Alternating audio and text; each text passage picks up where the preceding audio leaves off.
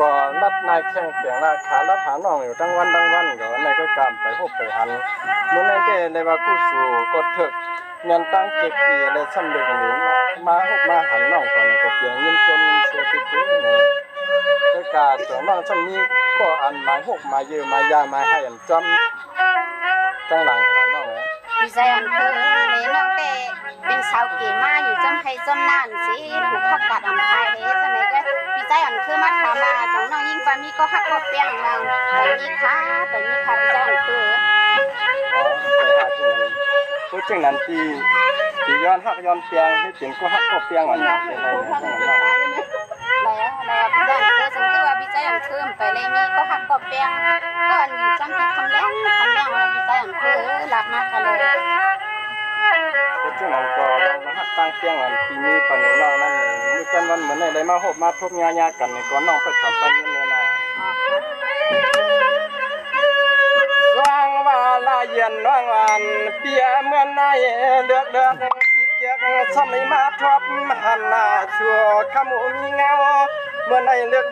ทบสู่คำเล่าที่นายข้างกลางให้รอส่วนใน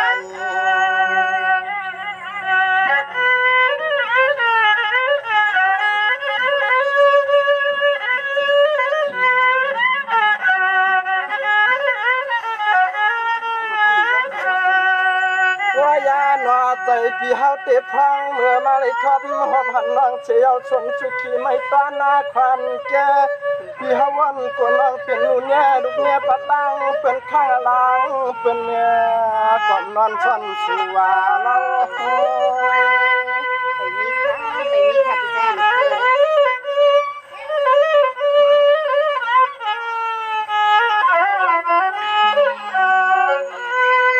กาเมื่อในเพราะว่าเมื่อนางอัดทางตั้งรัวตัวกุขวนเพียงจ้าถูกถึงจึงนั้นทอดมากกว่าเชียงหนอก็เป็นนั่งในกว่ายันในเฮ็ดก็กบยังคำยังวันทางนางวันเศร้า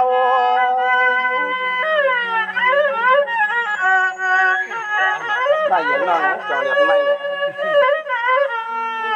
จริงๆจะกว่ามูลนาว่ายาหนอข้ามาเรียกเราหน้าเงินหนอเฮาปีนี้ก็มาได้ทบหกหันเงินงาที่ในคือส่วนเกียนาอาจารย์ฟังตัวเดียวในใจปีนี้ก็จ้วมมาจ้วมเงินตั้งทะเดือดทะดวนที่กวนหน้ายองงามีข้อชมข้อกรรมที่ไม่ต้องทำนั่งคำข้างจงชูปันก็นางจำหัวใน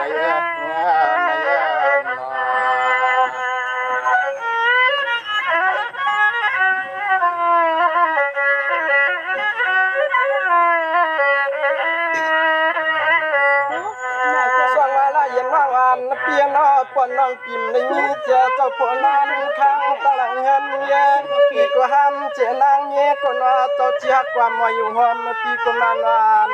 จำในนอ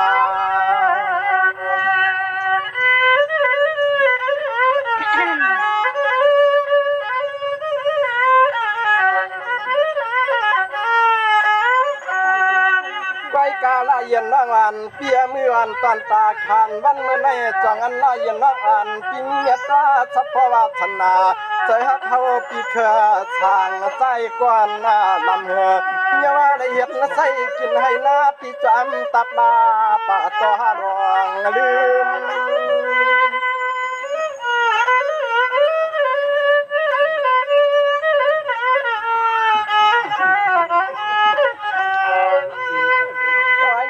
นอจายาปีพันเห็นเขายันเงินแน่เรียนเด็กนางหางอีเปียเจ้าละนางตักจางเตะพันหาว่าเราละเย็นนา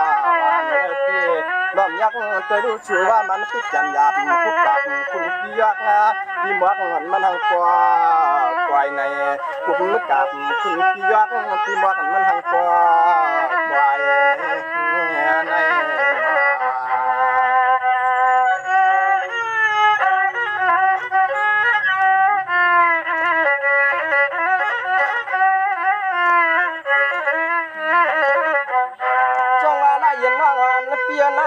เรียกอันไม่นอนนั่งคมพนนตัวลงย่อยผังใจกวนเยอะ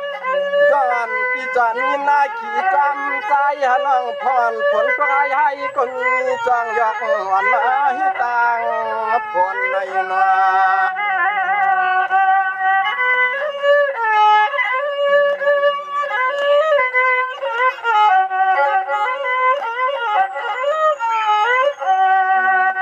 อันละเย็นน้องวันปีที่หักเฮาปีกวนชาวกรรมเตรียมอันเฮ็ดให้เจริญเฮ็ดหน้าส่วนในเพราะว่าปียันฟังทำเรียกเรากุนอาซอยเป่ามอกลงฟังนี้กินยาลำ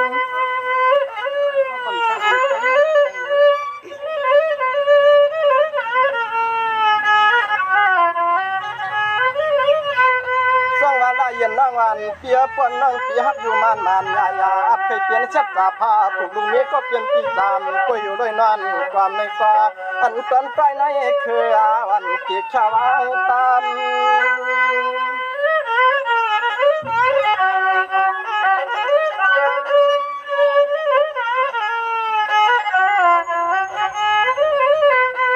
ยาหนอคำนั่งขึ้นนางดัดมาลูกคำนั่งขึ้นนัดมาลูกคำนั่งเปียเจ้าเฮาปีเตไปจังกุนาขลางอาเลียงกะกายใส่น้ำกามตะกามหลับตัวนี่ร้องตาหักสู่เดียวในจอนถึกจะได้เป็นกว้างขวาใจปีขึ้นขมานจำในได้ยินน้องอันเปียนี่เป็นจึงมีจึงเราหักตั้งเปียน้องมีจึงมันก็ขึ้นออกมาในปีเลยพี่ใจอันคือพี่ก็คิดว่าจังน้องว่ามีเจ้ามีผัวมันตอนตาละเย็นน้องเต้เปลี่ยนคืออย่าปีกูขนาดไหนเพราะนั้นก็น้องได้ขึ้นกับเต้นปันพี่ใจอันคือไปถามเอาดีๆขนาดโจมยาวนั่งไงสวงมาตึงนี้น้องปีติลัดนี่สู้คำเมามีเงาใจเราเศร้าเมืองเปิ้นตังนี่วันนี้มาปันละเย็นยิงน้องเฮาหันหน้าพี่น้อง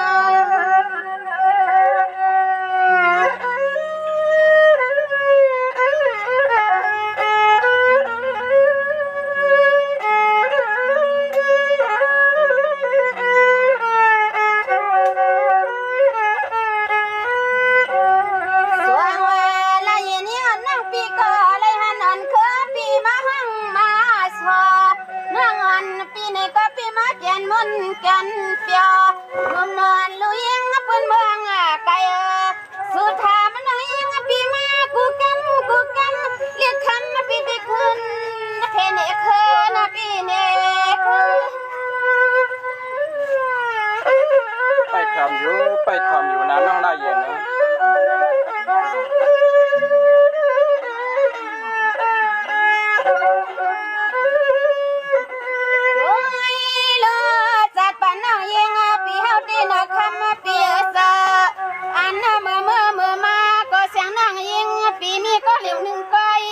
ยิ้มลายนุ่มช่าง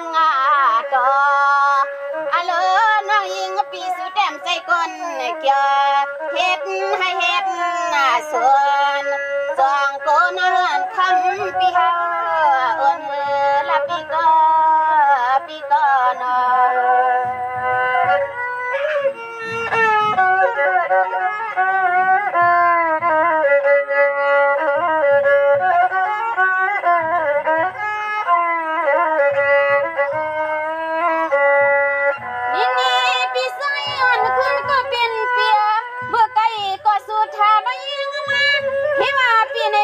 คนตัวลำสังว่า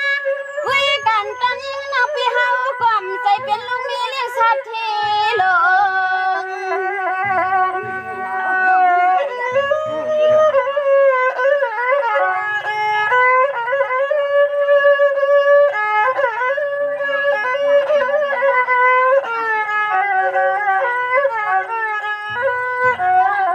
สว่างว่าอ่อนขึ้นก็เปลี่ยนเปียใจน้องปีเนก็ขามยำมาพยายามมาเพิ่นและอย่างนี้น้องเฮ็ดให้เฮ็ดส่วน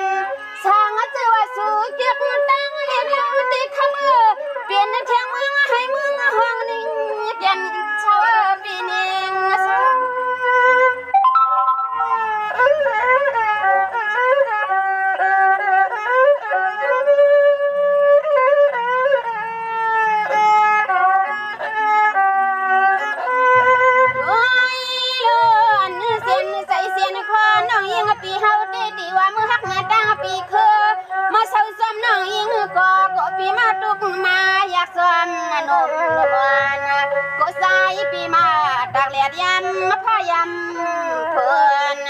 ก็ใส่ปีมาเลยดักเลียดยำพายำเพื่อนปีก็เนาะจะเป็นไล่ฉกหรอก็เจียงกัน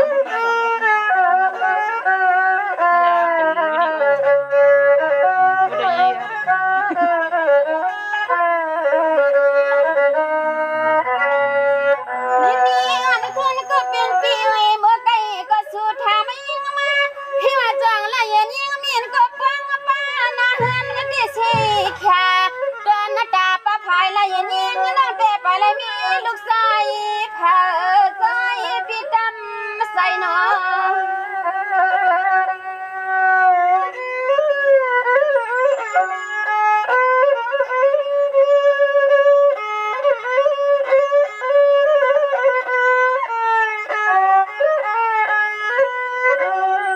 สวงวายาไม่เคียงเจ้าอีกป้าเทงลอยกลางใน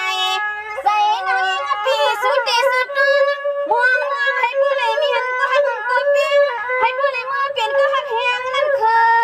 บ่หือมีหน้าปีหือมี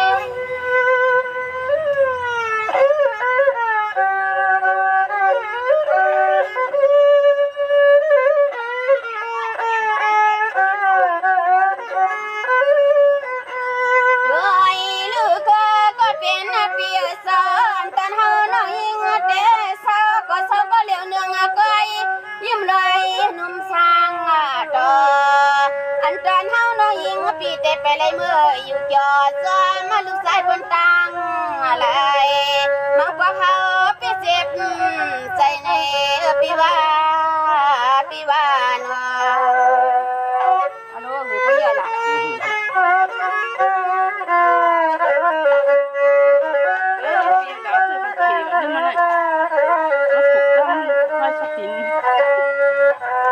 นี่อันคือก็เป็นเปียหน้าป้อนนั้นนางปีตีละนี่สู้ทำหมูมีเงาหน้าอ่อนปีก็ตีละนี่สีสวยเราหน้าอ่อนเสียงน้องเฮาตีไปเลยมือตั้งมือตีเมืองตีเลยหนึ่งสายทำหมอ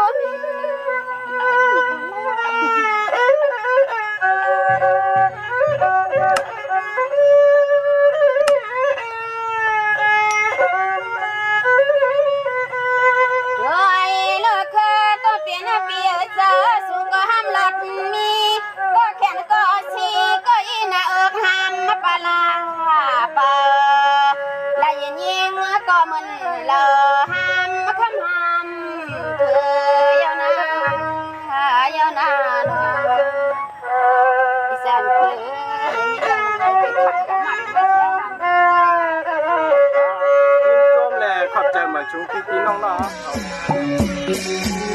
ๆ